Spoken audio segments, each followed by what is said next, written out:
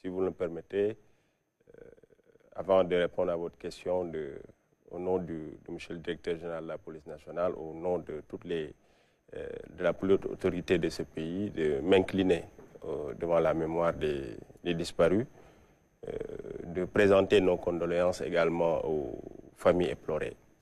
Alors, pour en venir à votre question, je voudrais, avec votre permission, ne pas violer le secret de l'instruction et le secret de l'enquête, parce qu'il y a des faits pour lesquels l'enquête, ou en tout cas les enquêtes ont été bouclées, et les personnes ont fait l'objet de déferrement devant les parquets compétents. Alors, pour les autres affaires, elles sont encore pendantes devant les services en charge de l'enquête, donc je ne voudrais pas torpiller l'enquête, je ne voudrais pas entrer dans les détails de l'enquête. Mais ce que je peux dire, c'est qu'aujourd'hui, nous avons constaté depuis, en tout cas au courant de cette semaine, quelques faits liés à l'insécurité de manière globale et qui ont entraîné des morts d'hommes, ce qui est déplorable.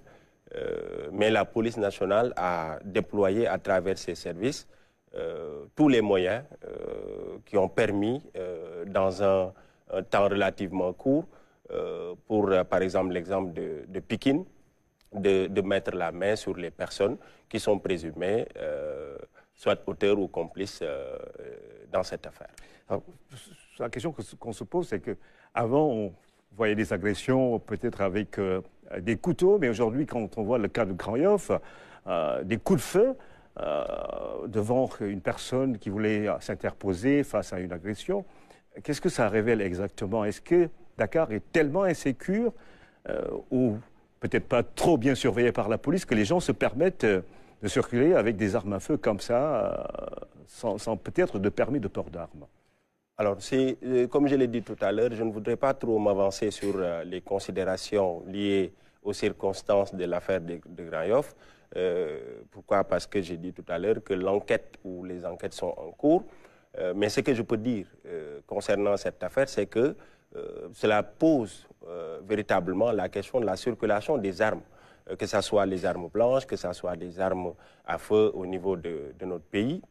Mais c'est une problématique d'insécurité qui est prise en charge dans le cadre de nos actions de tous les jours, à travers nos politiques de déploiement des unités sur le terrain, mais également à travers une stratégie proactive qui permet aujourd'hui d'anticiper sur ces questions-là. C'est vrai que quand il y a des problèmes de ce genre, cela peut susciter un sentiment d'insécurité de la part au niveau de la population, mais ce que je peux dire, c'est que c'est comme si c'est plus un sentiment d'insécurité que de l'insécurité réelle. Pourquoi? Parce que les statistiques que nous avons au niveau de la police montrent effectivement que la sécurité au niveau de Dakar et sur l'ensemble du territoire national sont tout à fait maîtrisées par la police nationale, et ça, c'est les statistiques qui le montrent. Les 4 meurtres en moins d'une semaine, commissaire, on est en droit de se poser des questions sur la surveillance de certains quartiers.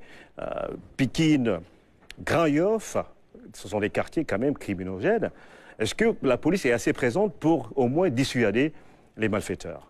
Oui, la police est c'est de grands quartiers quand même. Oui, la police est très présente. Aujourd'hui, avec l'arrivée de la nouvelle autorité policière, dès son installation, elle a pris des mesures fortes et des instructions ont été données dans le sens de changer de paradigme, dans le sens de mieux se rapprocher des populations pour mieux prendre en charge les nouveaux défis sécuritaires. Parce qu'il faut le dire, aujourd'hui, les considérations qui sont prises en charge sont plus liées à des infractions, des crimes qui sont plus domestiques, passionnels. Pourquoi? L'exemple de Pikine en est un bel exemple. Pourquoi? Parce que les personnes qui sont aujourd'hui présumées impliquées dans cette affaire, c'est des proches de la victime. Donc, ce qui montre que ces infractions, parfois, se déroulent dans des sphères dans lesquelles la police n'a pas forcément une présence. Donc, ce qui fait que ce que la police peut faire, c'est, au-delà de l'aspect anticipation, c'est de faire l'effort de d'élucider et dans les meilleurs délais. Et c'est ce que nous sommes en train de faire à travers cette affaire. On l'a élucidé en un temps plus ou moins relativement court. Et les autres affaires également, par exemple l'affaire de de Yeumbeul. Le principal suspect également a été appréhendé et actuellement il est dans nos locaux en position de garde à vue. Alors le Premier ministre l'a dit dans le conseil d'aujourd'hui, renforcer la sécurité, le dispositif un peu partout pour éviter ces actes malveillants. Que fait la police pratiquement la nuit à Dakar pour surveiller certains coins et assurer la sécurité des populations? Oui, je l'ai dit tout à l'heure. Je dis que l'autorité policière, dès son installation, a donné des instructions. Alors, les instructions ont été claires. C'est d'être dans l'anticipation, c'est d'être proactif.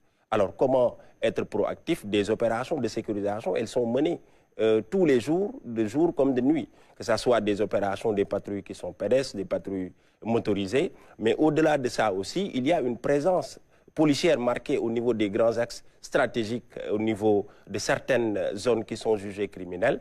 Mais au-delà de ça également, il y a l'action de police judiciaire qui consiste à faire en sorte que lorsque ces faits se commettent, que dans les délais impartis, que l'on soit en mesure de les élucider. Et aujourd'hui, figurez-vous que le taux d'élucidation des infractions, en tout cas dans la zone de compétence de la police, sont de 99%.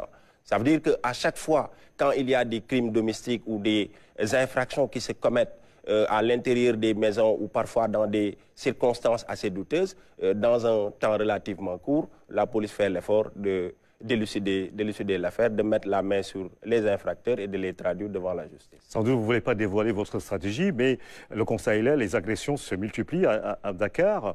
Est-ce qu'il n'y a pas lieu de renforcer justement les éléments de la police nationale un peu partout, qu'on puisse les voir la nuit dans certains quartiers qui, ma foi, des fois sont sous justement le diktat de ces malfaiteurs?